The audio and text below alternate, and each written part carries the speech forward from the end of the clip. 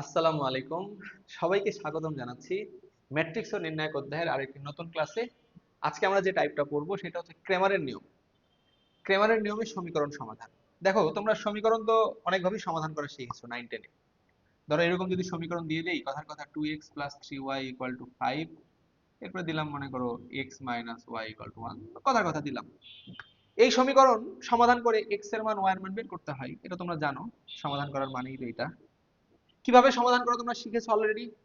তোমরা প্রতিস্থাপন পদ্ধতি শিখেছো, তোমরা অপনয়ন পদ্ধতি শিখেছো,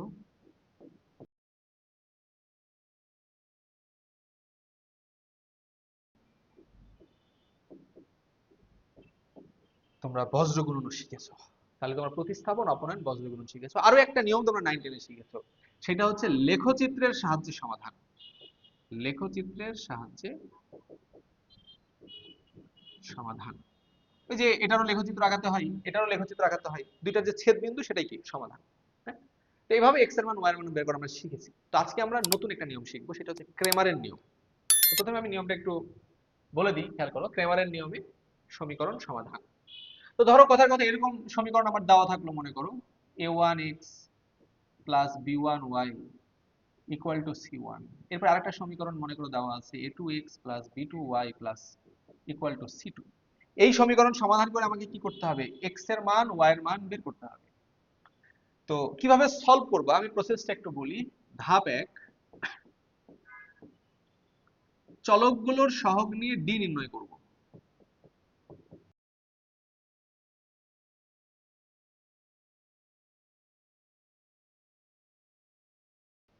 খেয়াল করো কি বললাম।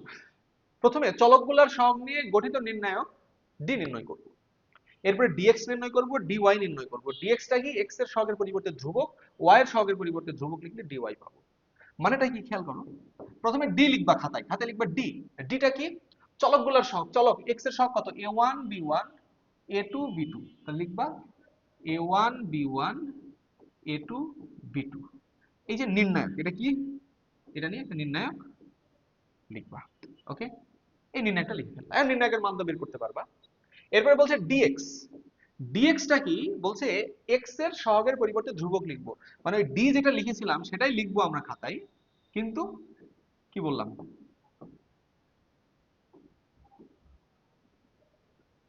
কিন্তু আমরা যেটা করব, এই যে x এর সহগ, x এর সহগ কে ছিল বলো? x এর সহগ ছিল a1 a2। এইটার বদলে আমরা ধ্রুবক গুলাকে লিখবো c1 c2। তাহলে x এর সহগের পরিবর্তে ধ্রুবক c1 c2 লিখবো। ওকে, এরপরে খাতায় আমরা dy লিখবো। dy টা কি? এবার y এর সহগের পরিবর্তে ধ্রুবক লিখবো। x এর সহগ সেম থাকবে, x এর সহগ a1 a2 ই থাকবে। তাহলে এখানে a1 a2 ই থাকবে। আর ওইটার বদলে কি লিখবো বলো? c1 c2। মানে y এর সহগ b1 b2 এর বদলে c1 c2 লিখবো। এই যে এগুলোর মান বের করে ফেললাম। এবারে x বের করার সূত্র হচ্ছে কি? dx/d। y বের করার সূত্র হচ্ছে dy/d। dx এর মান যেন বসাবা, d এর মান যেন বসাবা, অ্যান্সার শেষ। ওকে, তো এখন মনে প্রশ্ন আসতে পারে, ভাই এটা কেন লিখলেন, বা কেন এই dx বের করছি, dx কে d দিয়ে ভাগ করলেই কেন x এর মান পাচ্ছি, এটার ব্যাখ্যাটা কি? খেয়াল করো, আমি এই সমীকরণটা একটু সলভ করি। প্রশ্ন দেওয়া ছিল কি? a1x plus b1y equal to c1। এরপরে ছিল কি? a2x plus b2y equal to c2। আমি অপনয়ন পদ্ধতিতে সমাধান করব। কি পদ্ধতি? অপনয়ন। তা তোমরাই বলো, অপনয়ন পদ্ধতিতে ধরো কথার কথা আমি ফার্স্টে x এর মানটা বের করতে চাচ্ছি। কার মান? x এর মান। যখন x এর মান বের করতে চাচ্ছি তখন y কে কেটে কেটে বাদ দিতে হবে। আর y কে কেটে কেটে বাদ দেওয়ার উপায় কি? এই y এর সহগগুলোকে সেম বানাতে হবে। তো y এর সহগ সেম বানানোর জন্য এই b2 দ্বারা 1 নং কে গুণ করতে হবে। তাহলে 1 নং, এটা 1 এটা 2, 1 নং কে কত দিয়ে গুণ করতে হবে? b2 দিয়ে। তাহলে b2 দিয়ে যদি 1 নং কে গুণ করতে, তাহলে কি হবে? a1 b2x plus b1 b2y equal to b2 c1। লিখে ফেললাম। এরপরে 2 নং কে গুণ করতে হবে কত? 2 নং কে এইটার y এর সহগ দিয়ে গুণ করবা, b1। তাহলে 2 নং কে গুণ করবা কত দিয়ে? b1 দিয়ে। গুণ করলে কত হবে বলো? a2 b1x plus b1 b2y equal to b1 c2। খেয়াল করে দেখো, এই সেম জিনিস। এবার জাস্ট অপনয়ন পদ্ধতিতে বিয়োগ করে দাও। বিয়োগ করলে কি হবে বলো? এইটা এটা কেটে কেটে বাদ, এখান থেকে এটা বিয়োগ। বিয়োগ করলে কি হবে? আমি যদি একবার x কমন নেই তাহলে কি হবে? a1 b2 minus a2 b1 x equal two, এখানে কি হবে বলো? b2 c1 minus b1 c2। ঠিক আছে, এবার আমি যদি বলি এক্স এর মান কত, এটা ওই পাশে গেলে কি হয়ে যাবে, ভাগ হয়ে যাবে, তাহলে উপরে থাকবে b2c1 minus b1c2 divided by নিচে কত a1b2 মাইনাস a2b1, এটাই অ্যান্সার এক্স এর মান। একইভাবে ওয়াই এর মানও বের করতে পারবা, ওয়াই এর মানটা আমি আর দেখাবো না, এক্স এর মান দিয়ে আমি এক্সাম্পলটা দেখাচ্ছি, দেখো তাহলে এক্স এর মান এটা। এরে পাগল, এটাকে কি আমি এভাবে লিখতে পারি না? এই যে নিচে যেটা আছে a1b2 সেটাকে আমি এভাবে লিখলাম a1b2 আর এখানে লিখলাম a2b1, নির্ণায়ক চিহ্ন দিলাম। খেয়াল করে এই নির্ণায়কের মানই তো এটা, এই যে এই বরাবর গুণ বিয়োগ এই বরাবর গুণ a1b2 মাইনাস a2b1, আর উপরের এটাকে কি আমি এভাবে লিখতে পারি না? এই যে c1b2 c2b1, নির্ণায়ক চিহ্ন দিয়ে দিলাম। কারণ খেয়াল করো এই যে নিচে যেটা লিখেছি সেটাই তো ডি ছিল, a1 b1 a1 a2 b1 b2, এই যে চলকগুলোর সহগ নিয়ে গঠিত নির্ণায়ক। আর উপরে যেটা লিখেছি এটাই লিখেছি, এই যে a1 a2 এর বদলে কি লিখেছি, ধ্রুবক c1 c2 লিখেছি, এটার নামই আমি একটু আগে কি দিয়েছিলাম, dx। তাহলে dx কে d দিয়ে ভাগ করলে কি পাবা, x। তাহলে অনুরূপভাবে y টা তোমরা নিজেরা নিজেরা করে নিবা, যে dy কে d দিয়ে ভাগ করলে কত হবে, y চলে আসবে। ঠিক আছে, আশা করছি ব্যাখ্যাটা বুঝেছো। চলো আমরা 3/3 এরটা একটু দেখে নেই। এবারে তিন চলক বিশিষ্ট সমীকরণ হলে কি হবে, তিন চলক বিশিষ্ট সমীকরণের আদর্শ আকারটা আমি লিখে ফেলি, দেখো a1x plus b1y plus c1z equal to আমি ধরে নিলাম d1, এরপরে a2x plus b2y plus c2z equal to d2, এরপরে a3x plus b3y plus c3z equal to d3। এখন সমাধান করে আমাকে x y z এর মান বের করতে হবে। তাহলে খাতায় প্রথমে ধাপ একে কি করবা, ডি নির্ণয় করবা। ডি নির্ণয় করি, ডিটা কি, এই যে চলকগুলার সহগ নিয়ে গঠিত নির্ণয়। তাহলে বলো চলকগুলার সহগ কে কি, a1 a2 a3 b1 b2 b3 c1 c2 c3, এটাই হচ্ছে কি ডি। এবারে আমি যদি বলি ধাপ 2, ধাপ 2টা কি হবে বলো, ধাপ 2 সেটা হবে dx নির্ণয় করি। আর dx টা কি হবে এইটাই, কিন্তু এই যে x এর সহগের পরিবর্তে কাকে লিখবো, ধ্রুবককে লিখবো। তাহলে x এর এই সহগগুলোর পরিবর্তে কাকে লিখবো, ধ্রুবক d1 d2 d3 d1 d2 d3। ওকে, এরপরে ধাপ 3, ধাপ 3 কি হবে বলো, dy নির্ণয় করব। আর dy টা কি হবে, এই যে d যেটা ছিল সেটাই থাকবে, চলকগুলোর সহগ নিয়ে গঠিত নির্ণায়ক। তবে এখানে আমরা y dy যেহেতু লিখছি, y এর সহগকে লিখবো না, না লিখে কাকে লিখবো, ধ্রুবক। তাহলে y এর এই সহগগুলোর পরিবর্তে কাকে লিখবো, ধ্রুবকগুলো লিখবো। ধ্রুবকগুলো কে কে, d1 d2 d3। এরপরে ধাপ 4, dz নির্ণয় করি। dz টা কি বলো, এই চলকগুলোর সহগ নিয়ে গঠিত নির্ণায়ক। তবে z এর সহগ c1 c2 c3 এর বদলে কাকে লিখবো, d1 d2 d3 ধ্রুবক পদগুলোকে লিখবো। তাহলে এটাই হতো, তবে যেহেতু dz আমরা কি করব, এই যে z এর সহগগুলোকে বাদ দিয়ে দিব, বাদ দিয়ে কাকে লিখবো, d1 d2 d3। এখন বলো এই প্রত্যেকটার মান আমরা বের করতে পারবো না, এই প্রত্যেকটার মান বের করে ফেলবো। এরপরে ধাপ 5 আমাদেরকে বের করতে হবে কি বলো, x। x বের করার সূত্র হচ্ছে dx বাই d, y বের করার সূত্র হচ্ছে dy বাই d, আর z বের করার সূত্র হবে dz বাই d।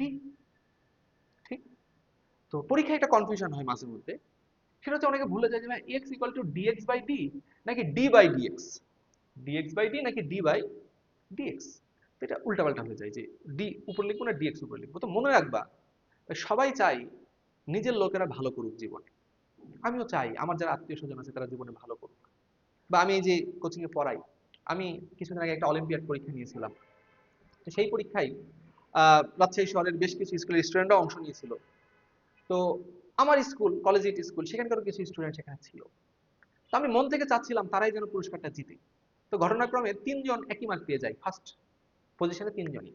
তো আমাদের যেহেতু কন্ডিশন ছিল আমরা একাধিক জন যদি একই পজিশনে, আমরা আবার পরীক্ষার মাধ্যমে তাদেরকে পজিশন নির্ধারণ করব। তো আবার আমরা একটা পরীক্ষা নিব। তো সেখানে 2জন ছিল ল্যাবরেটরি স্কুলের, আর আমার স্কুল কলেজিয়েটের ছিল 1জন। তো আমি মন থেকে চাচ্ছিলাম সেই যেন ফার্স্ট হয়, কিন্তু যেহেতু এটা একটা অলিম্পিয়াড পরীক্ষা, এখানে আমার হাতেও তো কিছু নাই। কোশ্চেন দিলাম, তো ঘটনাক্রমে আমার স্কুলের সেই ছোট ভাই সেই তৃতীয় হয়ে যায়। যদি আমি মন থেকে চাচ্ছিলাম যেন সে ফার্স্ট হয়, মন থেকে চাচ্ছিলাম, যদি সে হতে পারে নাই, কিন্তু আমি মন থেকে চাচ্ছিলাম সে যেন ফার্স্ট হয়। কেন চাচ্ছিলাম, কেননা সে আমার নিজের স্কুলের লোক, আমার নিজের লোক। একইভাবে সবাই চায় নিজের লোকেরা যেন জীবনে বড় হয়, জীবনে উপরে ওঠে। তাহলে নিজের লোককে রাখতে হবে সবসময় কোথায়, উপরে। খেয়াল করো এখানে এক্স, এক্স এর লোককে ডিএক্স, এখানে এক্স আছে, এখানে কি এক্স আছে, নাই। তাহলে ডিএক্স কি এক্স এর লোক, তাহলে ডিএক্স টা কোথায় থাকবে, উপরে, ডি থাকবে নিচে, ভুল হওয়ার আর কোনো চান্স নাই। খেয়াল করো ওয়াই যখন লিখবা, ডি ওয়াই ওয়াই এর নিজের লোক, তাহলে ডি ওয়াই থাকবে উপরে, ডি থাকবে নিচে, নিজের লোক সবসময় উপরে। ওকে, আশা করছি বুঝছো। পরীক্ষায় যদি ক্যামেরা নিয়ম আসে আগে ডি লিখবা, ডিএক্স লিখবা, d y d z, x equal to d x by d, y equal to d y by d, z equal to d z by d. চলো আমরা কয়েকটা ম্যাথ করে ফেলি। প্রথম প্রশ্নটা কি বলছে, এই সমীকরণটাকে ক্রেমারের নিয়মে সমীকরণ জোটটা সমাধান করো। তাহলে প্রথমে লিখবা যে এখানে চলকগুলোর সহগ নিয়ে গঠিত নির্ণায়ক ডি ইকুয়াল টু, ডি কি হবে, চলকগুলোর সহগ নিয়ে নির্ণায়ক লিখবা। চলকগুলোর সহগ কি 2 1 3, তাহলে প্রথমে 2 1 3, এরপর y এর সহগ কত -1, এটার সহগ কত 3, এটার সহগ কত -1, z এর সহগ কত -1, এখানে কত 2, এখানে কত -5 লিখলাম। এরপরে কি লিখবো আমরা বলো, dx। তাহলে এখানে লিখবো যে x এর সহগের পরিবর্তে ধ্রুবক লিখলে পাই dx ইকুয়াল টু এত। x এর সহগের পরিবর্তে যদি ধ্রুবক লিখি তখন কি পাবো dx। তাহলে x এর সহগ এই লাইনটার বদলে কাকে লিখবো, ধ্রুবক 6 1 1, আর বাকিগুলো কিন্তু সেম, এই যে -1 3 -1, আর এরপরটা কি -1 2 -5, -1 2 -5, এই যে নির্ণায়ক। ওকে, এরপরে y এর সহগের পরিবর্তে ধ্রুবক লিখে কি পাবা dy। তাহলে তাহলে x এর সহগ কিন্তু এখানে সেম থাকবে, x এর সহগ কত 2 1 3, এটাকে সেম রাখলাম। এবারে y এর সহগগুলো না লিখে, y এর সহগগুলো না লিখে কাকে লিখবো, ধ্রুবক, ধ্রুবক কত 6 1 1, আর z এর সহগটা সেম থাকবে, তাহলে -1 2 -5। ওকে, এবারে আসো dz লিখবো। তাহলে z এর সহগের পরিবর্তে ধ্রুবক লিখলে পাই dz equal to, dz equal to কি হবে বলো, x এর সহগ সেম 2 1 3, y এর সহগটাও সেম -1 3 -1, আর z এর সহগটা না লিখে আমরা কাকে লিখবো, ধ্রুবক 6 1 1। তাহলে d dx dy dz। এবার এই নির্ণায়কগুলোর মান বের করতে হবে। এখন বলো এই নির্ণায়কগুলোর মান আমরা সেই 1971 সাল থেকে শিখতেই আছি, প্রতিদিন কোনো না কোনো ম্যাথ আমরা অ্যাপ্লাই করছি। তোমরা কি পারবে না? তাহলে আমি চট করে ফেলি, খেয়াল করো।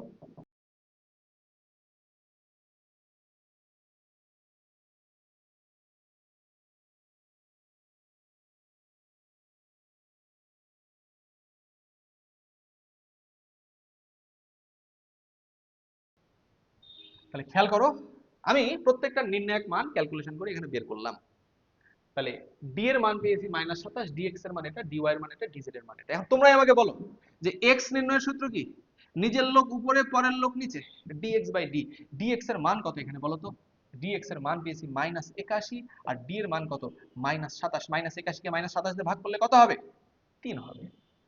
এরপরে y এর সূত্র কত হবে, dy বাই d, dy এর মান কত 54, ভাগ কত -27 করলে কত হবে, -2 হবে। এরপরে z ইকুয়াল টু কত হবে, dz বাই d, dz এর মান কত, dz এর মান এখানে এসেছে -54, আর d এর মান কত -27, তাহলে কত হবে 2। তাহলে তোমরাই বলো answer x, y, z equal to কত হবে, x এর মান এসেছে 3 -2 2। ঠিক আছে, আশা করছি বুঝছো, পরীক্ষায় এই প্রশ্নগুলো আসলে অ্যান্সার করতে পারবা। তাহলে x y z dx by d, আগে dx dy dz বের করবা, d বের করবা, এখানে বসাই দেবে, অ্যান্সার শেষ। ঠিক, এবারে চলো আমরা পরের প্রশ্নে যাই। হায় আল্লাহ, ক্রেমারের নিয়মে সমাধান করতে বলছে, সমীকরণ কই, সমীকরণ তো নাই। দেখো কি আছে, a এত, b এত, c এত, বলে দিয়েছে ab ইকুয়াল টু কত, c। তাহলে দেওয়া আছে ab ইকুয়াল টু c। তাহলে a এর মানটা লিখে ফেলো, a এর মান কত 2 -1 3 1 1 1 1 -1 2, b এর মান কত x y z, আর বলো c এর মান কত, এই যে 2 5 4। ঠিক, এই দুটো গুণ করতে বলছে, গুণ করতে পারবা না? গুণ করার নিয়ম আমরা কি জানতাম বলো, এই প্রথম সারিটা গুণ হবে কি, এই কলামের সাথে গুণ করলে কত হবে 2x - y + 3z। আর কি কোনো কলাম আছে, নাই, এই সারির কাজ শেষ। এবারে পরের সারি নাও, এই কলামের সাথে গুণ করো, তাহলে কত হবে x + y + z। ঠিক, এরপরে আর তো কলাম নাই, এর কাজ শেষ, এটা গুণ করলে কত হবে x - y + 2z। এই নির্ণায়ক, এই ম্যাট্রিক্স ইকুয়াল টু কত, এই ম্যাট্রিক্স 2 5 4। এখন বলো এই ম্যাট্রিক্স সমান, দুইটা ম্যাট্রিক্স সমান হলে আমরা জানি ম্যাট্রিক্সের সমতা অনুসারে অনুরূপ পজিশনের ভুক্তি সমান, তাহলে এটা সমান এটা, এটা সমান এটা, এটা সমান এটা। তাহলে অতএব ম্যাট্রিক্সের সমতা অনুসারে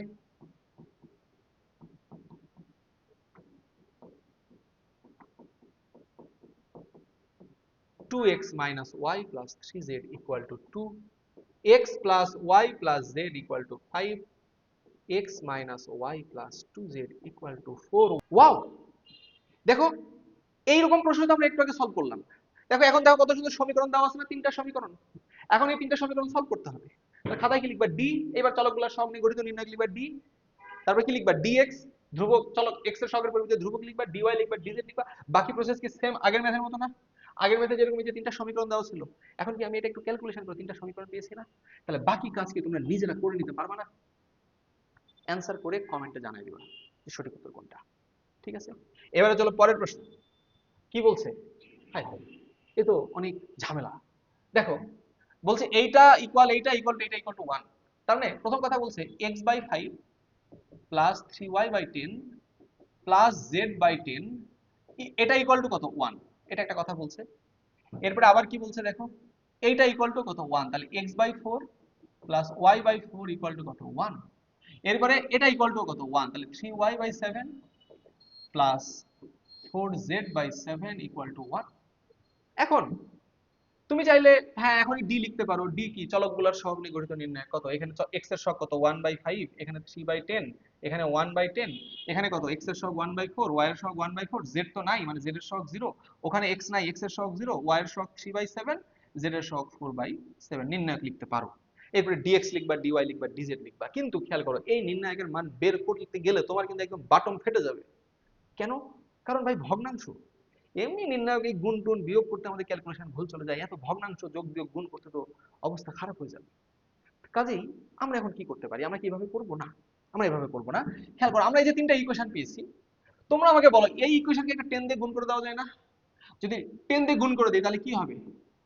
10 এর সাথে গুণ, 10 এর সাথে, 10 এর সাথে, 10 এর সাথে, এর সাথে গুণ হলে 10, 10 যখন এর সাথে গুণ হবে 10 10 কেটে গেলে z, 10 যখন এর সাথে গুণ হবে তাহলে কত হবে? 3y, 10 গুণ হলে উপরে কত থাকবে? 2x। দেখো তো কত সুন্দর একটা সুন্দর ইকুয়েশন এসছে না? এবারে এখানে কত দিয়ে গুণ করো? 4 দিয়ে গুণ করো, তাহলে 4x প্লাস, সরি 4 দিয়ে গুণ করলে কত হবে? x plus y equal to কত হবে বলো? 4। আর এখানে 7 দিয়ে গুণ করলে কত হবে? 3y plus 4z equal to কত? 7।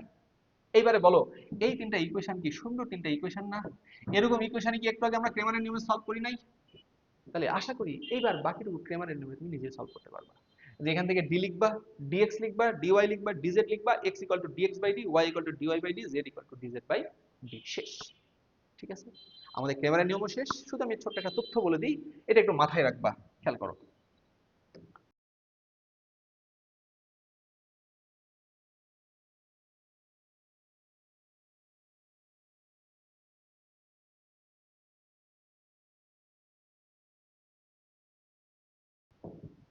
খেয়াল করো কি বললাম। যদি এই ডি এর মানটা জিরো না হয়, মানে নির্ণায়ক ডি এটার মান জিরো না হয়, তাহলে আমরা একটু আগে দেখলাম x equal to d x by d, y equal to d y by d, z equal to d z by d, এভাবে সমাধান করতে হবে, যেটা আমরা একটু আগে ম্যাথগুলো করলাম। অর্থাৎ সমীকরণ জোটের অনন্য সসীম সমাধান থাকবে, অর্থাৎ সমাধান থাকবে আর কি, সমাধান করে উত্তর পাবা। এখন যদি দেখো যে না ডি এর মানটা শূন্য, নির্ণায়ক শূন্য, আবার ডিএক্স ডিওয়াই ডিজেড এর মধ্যে কমপক্ষে একটি অশূন্য, একটা হলো অশূন্য, তার মানে ওই সমীকরণ জোটের কোনো সমাধান নাই। সমীকরণ জোটের কোনো সমাধান নাই, ওই টাইপের সমীকরণ কখনো সমাধান করা সম্ভব না। ঠিক, এরপরে যদি ডি ইকুয়াল টু জিরো এবং ডিএক্স ডিওয়াই ডিজেড এগুলোর মানও জিরো হয়, তার মানে এক্স ওয়াই জেড এর যে কোনো মানের জন্যই এই সমীকরণ সিদ্ধ হবে। অর্থাৎ অসীম সংখ্যক সমাধান রয়েছে, যেই মানই বসাও সেটাই সমাধান। ঠিক, তাহলে অসীম সংখ্যক সমাধান বিদ্যমান। ঠিক আছে, আশা করছি এই তথ্যটুকু মনে রাখতে পারবো। আমাদের মেইনলি ম্যাথগুলো এই কেসে আসবে, যেগুলো আমাদের পরীক্ষায় আসবে, যে ডি এর নট ইকুয়াল টু জিরো, আমরা এই মানগুলো এই সূত্রগুলো বসে আমরা এক্স ওয়াই জেড এর মানটা বের করে ফেলতে পারবো। ঠিক আছে, তো আশা করছি আজকের ক্লাস সবাই বুঝেছো। নেক্সট ক্লাস ইনশাআল্লাহ তোমাদের সাথে আবারও দেখা হবে। আসসালামু আলাইকুম।